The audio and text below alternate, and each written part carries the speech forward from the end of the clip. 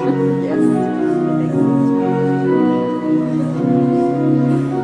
That's your holder. Good morning, everyone. For those of you who've just seen what's been happening, I've become Colin's mother. He was putting the microphone on upside down, as he did last week. Anyway, welcome to the service this morning, everyone. It's lovely to see you all this morning. Following this morning's service, we'll be having a bread and soup lunch provided by Sonia and any of her helpers. This is in aid of raising funds for the Tanzania trip, which will be happening, and you'll hear more about that later. This evening at 7 p.m, we're having our harvest evening service, and it will be led by the Reverend Ken Connor, and there will be tea and some refreshments after that one as well.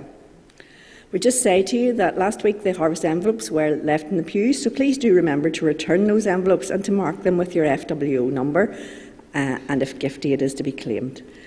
1% harvest appeal can be spread across the year if that's what you'd rather do, by setting up a standing order direct to World Development and Relief Fund, and you can contact Colin if you want the details for doing that.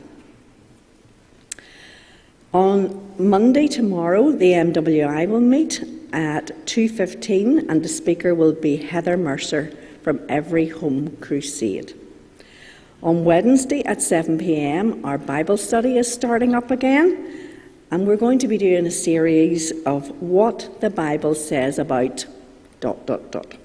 And this week, it's going to be the subject of grief, and we will be led by Chris Nealons, and throughout the series, we'll be having different speakers coming to speak to us about the different topics, but Chris Nealons will be here on Wednesday at 7 p.m.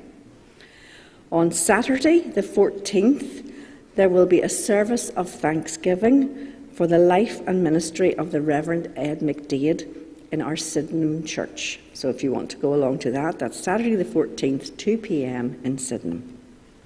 Sunday the 15th will be our third Sunday service, and it will be led by Play It By Ear. And Chris Nealons is one of the ones who are part of a partnership in Play It By Ear. Thursday the 19th at 7 p.m, there will be a meeting for all of our class visitors and people who would be delivering church envelopes, etc.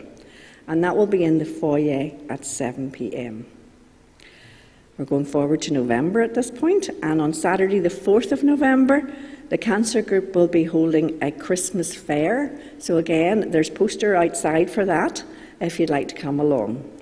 Then on Friday the 10th of November at 10 p.m, there will be a musical evening featuring a duo called Bellow Duo, and again there's a poster out in the foyer about that as well if you're interested. There's a lot of Cancer Group announcements this morning.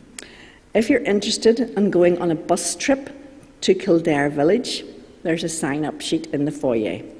They've done this on previous years, and it's always been a great day. Good crack in the bus on the way down and on the way home, and plenty of bargains to be got when you're in Kildare Village. But if you would just sign up to let them know, because they need to know whether or not, what size of a bus to organise for that.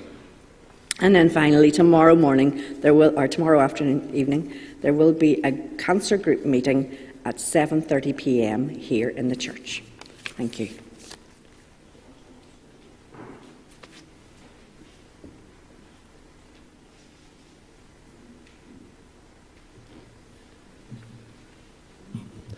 Good morning, everyone. One more announcement.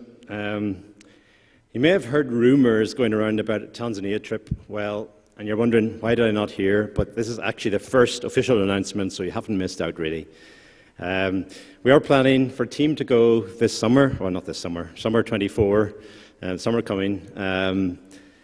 Not sure exactly what the team will do. I'm sure God knows, but we don't know yet. We're still working on that.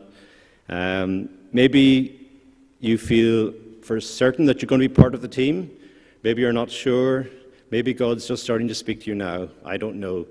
But what we hope is that you will come along on Tuesday the 17th at 7 p.m. to find out more. If you know you can't come as part of the team, but you'd like to support us, please come along on Tuesday as well. If you just want to find out more about what's happening, come along on Tuesday. And we would just delighted for everybody to be there and to hear more what's happening and to think about God's plan for this.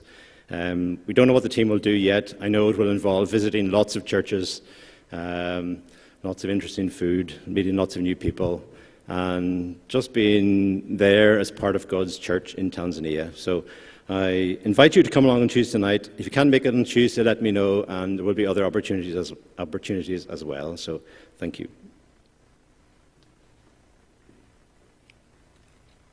Thank you, William. Thank you, Doreen. Good morning, everyone. It's great to see you all here for our harvest celebration, and it's great also just to see all the various bits of displays and things around the church. Do take time when you're here this morning to look at the various bits and pieces that people have displayed and set up, both just here in the sanctuary and also in the foyer. Apologies to those of you who are joining us through the internet. You'll not be able to see all the lovely stuff in the foyer. Neither can you see the stuff at the very back of the church, which is the collection that's been made for the container ministry. That's the toiletries and things that will be going out to Lurgan this week as well. So it's great to see the support that's been for those things and for all the folk who came on Thursday night to set up and to decorate those things. Primarily, of course, our job here is to worship. Let's remember the words from Psalm 24. The earth is the Lord's and all good things in it, the whole world and those who live in it. So we now sing to that Lord in praise and thanksgiving with our first hymn, number 123. Come, you thankful people, come. Number 123.